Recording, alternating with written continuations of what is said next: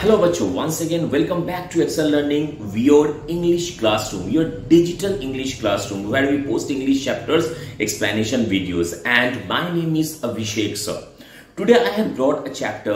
This is a poem and this is a very sensitive kind of poem. The name of the poem is On Killing a Tree, written by G.V. Patel. Okay, so please take your book and take a pencil also so that you can jot down all the points, and I do believe that you will be extremely benefited in your examination hall, okay, if you add all the points that I'm going to tell you. Okay, so now to find out what has been or what message has been given through this poem, we need to look into the chapter. So please take the book. This particular poem has been divided into 3 stanzas. Now एक एक line करके हम लोग पढ़ेंगे और पूरा stanza जो है, हर एक स्टैंजा का हम लोग पूरा एक्सप्लेनेशन करेंगे. ठीक है, पूरा एक्सप्लेनेशन हम लोग समझेंगे. First one, it takes much time to kill a tree, not a simple jab of the knife will do it. So this is a very clear cut statement given by the poet. The poet is quite sure that a single jab of knife cannot kill a tree and it takes much time. बहुत लंबा समय लगता है एक tree को मारने में. So this is a very firm statement given by the poet. Why? Because the poet is quite sure, and that is the reason he is telling it. He's stating his opinion that it takes much time to kill a tree, not a simple jab of the knife will do it. So if you want to try, if you want to kill a tree with a single jab of knife, you are completely wrong. You cannot do it. It has grown. Why? अब question आ रहा है कि क्यों, ऐसा क्यों है कि एक सिंपल जैब ऑफ नाइफ से एक ट्री को किल नहीं किया जा सकता है? क्यों? Some reasons must be there behind it. Now the poet is telling us the reasons. It has grown slowly, consuming the earth, rising out of it, feeding upon its crust, absorbing years of sunlight, air, water, and out of its leprous height sprouting leaves. So the poet is telling that it is not easy to kill a tree. Why? Because a tree or the tree has taken a long time to grow. It has absorbed each and every nutrients, each and every food from the earth. अब एक tree जो होता है, क्या होता है? Tree का ऊपर का जो पार्ट है, यानी कि जमीन के ऊपर जो पार्ट रहता है, that is called shoot, and the part that is basically ground के नीचे रहता है उसे कहते हैं रूट. राइट. सो अब रूट जो है वो जमीन के अंदर से क्या होता है, पानी, ये सब जो है, मतलब उनको खुद एक ट्री को भरने के लिए जो न्यूट्रिएंट्स है वो एक ट्री जो है अपने रूट से लेता है, रूट के द्वारा लेता है, और ऊपर sun, light and air. So that is the reason a tree is growing, absorbing each and every natural element, right? So इसीलिए यहाँ पे ये कहा जा रहा है कि it has grown slowly. Definitely ऐसा नहीं होता कि आप आज एक मतलब ट्री लगा दो तो कल वो आपको फल देने लगेगा. It's not possible at all. That is the reason it has grown slowly, consuming the earth. So earth, it is a natural element, so the tree is growing consuming the earth. So आप ये तो मतलब आप ये सोच भी कैसे सकते हो कि आप एक सिंपल जैब ऑफ नाइफ से आप एक ट्री को किल कर पाओगे. Rising out of it, feeding upon its crust, absorbing years of sunlight, air and water. So the tree is absorbing the sunlight, air and water. All the 3 elements are natural element. बहुत दिन से एकदम year after year the tree or a tree has absorbed air, sunlight and what? And water, and out of its leprous height sprouting leaves. So actually in the first stanza the poet explains why it is difficult to kill a tree. Why? Because according to the poem the tree has taken years to grow and it has consumed each and every natural element from the earth, and that is the reason it is not possible for cruel human being to kill a tree with a simple and single jab of knife. I hope first stanza is clear. Now coming to the second stanza. So hack and chop, But this alone won't do it. That means through this line, और ये जो मतलब second जो stanza है, it gives a jerks to the reader. क्योंकि पहला जो stanza है, फर्स्ट स्टैंजा में पोएट ने बस इतना कहा कि ट्री को मारना इतना इजी नहीं है, और सेकेंड स्टैंजा में जाके suddenly the poet is stating that so hack and chop but this alone won't do it, यानी कि it jerks the reader. So hack and chop, that means we need to strike it, we need to strike a tree violently and sharply. Not so much pain will do it. The bleeding bark will heal and from close to the ground will rise curled green twigs, miniature boughs, which if unchecked will expand again to former size. So यहाँ पे जो है इस stanza पे poet कुछ points हम लोगों को दे रहे हैं कि first of all, if you want to kill a tree we need to hack it, we need to chop it, but इतना ही काफी नहीं है, क्या करना होगा? Not so much pain will do it. So if you strike a tree sharply and violently continuously, then also it's not enough. ये enough नहीं होगा. क्यों? The bleeding bark will heal. तो ब्लीडिंग जो बार्क है वो अपने आप ही वो खुद ब खुद ही हील कर जाएगा.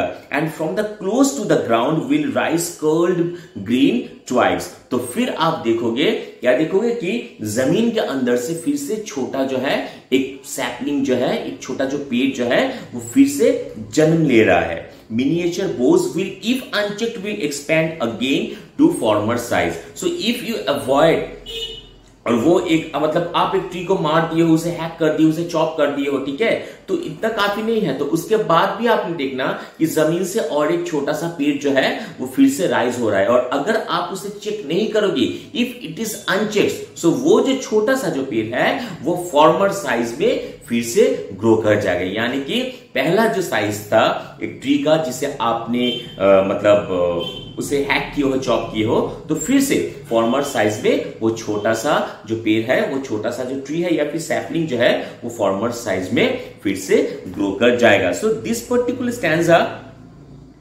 tells us that simple chopping cannot kill a tree. We need to put more and more efforts to kill a tree. And one more thing, the second stanza is very important. Why? Because the second stanza is actually telling us that nature can heal itself. Right? क्योंकि ये जो line है, the bleeding bark will heal, so nature can heal itself. Okay, so second stanza. I hope first stanza, second stanza, both the stanzas are clear. Now coming to the third one. No. यानी कि no एक single एक word है, but it indicates that all the methods that have been discussed in the earlier stanzas are not enough. These are wrong methods. सब इतनी सिर्फ इतने मतलब अगर आप इतना करोगे, उसे हैक कर दोगे, चॉप कर दोगे, फिर भी एक ट्री को आप मार नहीं सकते. The root is to be pulled out. So now this is the final opinion given by the poet. Poet ये बोल रहा है हम लोगों को कि the root is to be pulled out. So if you want to kill a tree, you need to pull out the root of the tree out of the anchoring earth. क्योंकि ground के नीचे जो मतलब root जो रहता है वो anchor करके रहता है, इसलिए बोल रहा है कि out of the anchoring earth you need to pull out the root part of a tree. It is to be roped, tied and pulled out. So फिर उसे एक रस्सी से जोर से बांधो, टाई करो और उसे खींचो जोर से, स्नैप्ड आउट, उसे तोड़ दो, और पुल्ड आउट इंटायरली, उसे तोड़ दो, या फिर जमीन के अंदर से उसका जो रूट पार्ट है उसे एकदम पूरा बाहर निकाल के लाओ. Out of the earth cave. Why out of the earth cave, और what is the meaning of out of the earth cave? यानी कि रूट पार्ट जो है वो बेसिकली जमीन के अंदर रहता है. सो आप एक अगर आप देखोगे कि जैसे कि मतलब इतना जो साइक्लोन वगैरह आता है, या फिर आम्फान आया था, या फिर आइला आया था, ठीक है, फोनी आया था, तो देखना कि एक पेड़ जब अपरूट हो जाता है ना, तो वो जमीन जो है वहां पे एक गड्ढा हो जाता है. So this is a kind of cave where basically the root part of a tree stage. Okay, इसीलिए बोल रहा है कि उसे अर्थ जो केव है, अर्थ केव से उस रूट पार्ट को एकदम खींच के बाहर लाना होगा। And the strength of the tree exposed. So इससे क्या होगा, ट्री का जो स्ट्रेंथ है वो एक्सपोज्ड हो जाएगा। स्ट्रेंथ ऑफ द ट्री मतलब रूट पार्ट जो है वही actually strength of the tree है, तो उसे एक्सपोज्ड करना होगा, यानी कि उसे बाहर लाना होगा। कहां से बाहर लाना होगा, उसे जो मतलब जो केव जो है, अर्थ केव जो है, वहां से उसे बाहर लाना होगा। The source white and wet. White क्योंकि रूट जो है वो व्हाइट होता है और जमीन के नीचे रहता है, वो एब्जॉर्ब करता है वो जो पानी है या फिर जो रस है, इसलिए वो वेट रहता है। The most sensitive hidden for years inside the earth, the root part always stays in the beneath the ground. That is the reason, but this is the most sensitive part and this is the strength of a tree. So if we really want to kill a tree, simple hacking or chopping is not necessary, is not enough. We need to pull out the most sensitive and the strongest part of the tree, that is the root part. Matter of scorching and choking in sun and air, browning, hardening, twisting, withering, and then it is done. So उसके बाद क्या होगा, उसके बाद मतलब root part को जो expose कर दिया हम लोगों ने अर्थ केव से, उसके बाद क्या होगा, उसे एक जलता हुआ सूरज में उसे क्या होगा, जलाना होगा या फिर रखना होगा। Scorching and choking in the sun and air. Okay, browning, hardening, उसके बाद जब आप उसको, उस रूट पार्ट को या फिर वो चॉप जो ट्री है उसे आप जब रख दोगे कहां, ना सन पे, स्कॉचिंग सन पे, फिर देखना कि वो धीरे धीरे व्हाइट पार्ट जो है, रूट पार्ट जो है वो हार्ड हो जाएगा और वो ब्राउन कलर का हो जाएगा। ठीक है, twisting, withering, then it is done. So finally, if you can do this much of, if you can put this much of labor to kill a tree, you can kill a tree. So this is the final stage. So उसे काटने के बाद आप उसे सन में सुखा दो, scorching sunlight में सुखा दो। उसके बाद आप देखना कि रूट पार्ट जो है वो एकदम हार्ड हो जाएगा, वो ब्राउन हो जाएगा, तब जाके you can take rest and you can think that finally you have killed a tree. Okay, so this is the complete explanation, but once again एक just glance में हम लोग देख लेंगे कि पहला जो पार्ट यानी कि फर्स्ट स्टैंजा है, in this particular stanza the poet actually explains why it is why it is difficult to kill a tree. Why? Because according to the poet, a tree has absorbed the sunlight, air and water for a long time, year after year. That is the reason a single and a simple jab of knife is not necessary to kill a tree. Clear? First stanza. Second stanza actually judges the reader, and the second stanza is telling us that we need to hack and chop severely. We need to strike a tree violently and sharply, but this is not enough. इतना ही काफी नहीं है. Why?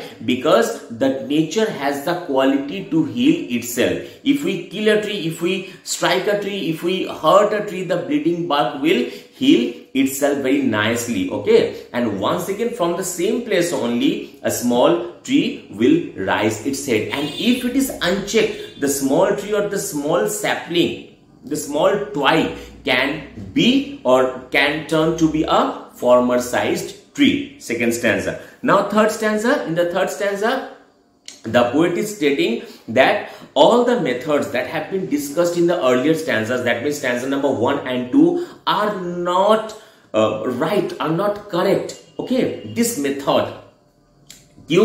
क्योंकि एक tree को अगर मारना होगा, if you really want to kill a tree, what we need to do? We need to kill or we need to destroy the most sensitive and the strongest part of the tree. That is what? That is the white and wet root that basically stays in the earth cave. So we need to pull out the tree from the earth cave. We need to uproot it. We need to expose the strength of a tree, that is the root part, which is white in color and which is very wet. Why? Because through the roots only a tree absorbs the nutrients or its food.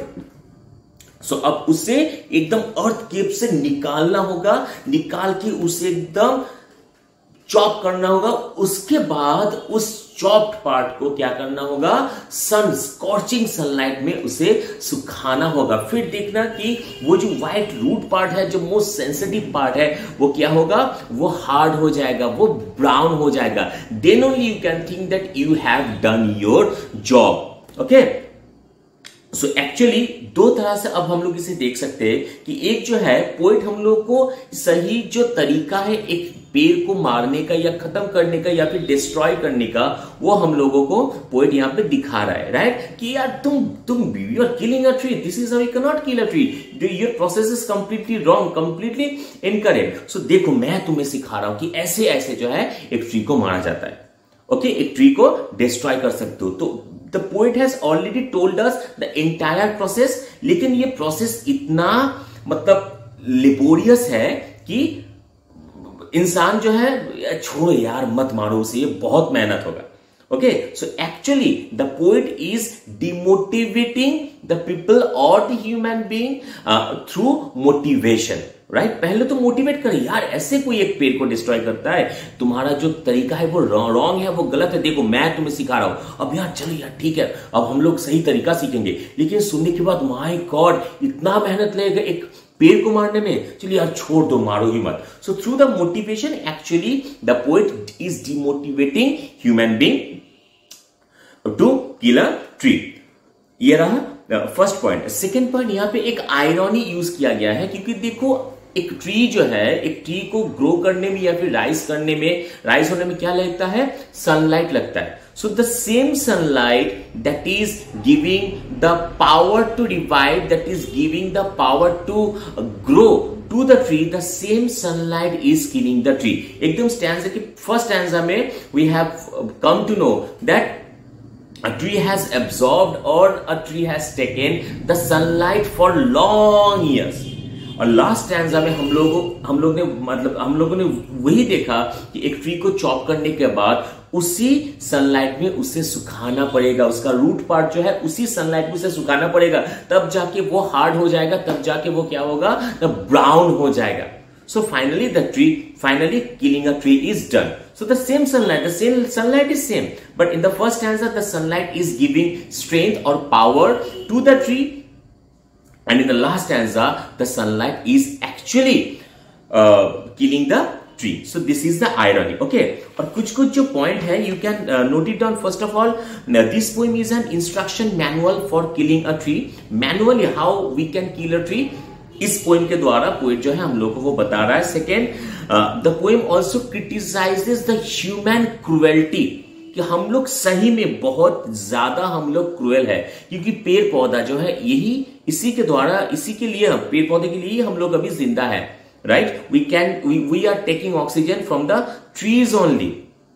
या फिर ऐसा भी होता है green colour जो है, this is very good for our eyesight also, but we are killing trees, the forest that are very necessary for us, we are killing them। यानी कि हम लोग ये बोल रहे कि हम लोग मतलब खुद ही को हम लोग मारे, हम लोग ट्री को नहीं मारे, हम लोग खुद को मारे, हम लोग खुद को खत्म कर रहे कि ये एक पेड़ रहेगा एक जगह तो उसको काट के वहां पे बड़ा बड़ा जो है फ्लैट बना दिया जाएगा। यार फ्लैट रहने से क्या होगा, इंसान रहने से क्या होगा अगर ऑक्सीजन नहीं रहेगा तो, है कि नहीं। तो बात ऐसा ही है कि हम लोग फॉरेस्ट को मार रहे हैं, हम लोग पेड़ को हम लोग डिस्ट्रॉय कर रहे हैं। तो actually we are not destroying the ped, we are not destroying the trees, we are destroying ourselves, we are destroying our upcoming future, our upcoming generation, right.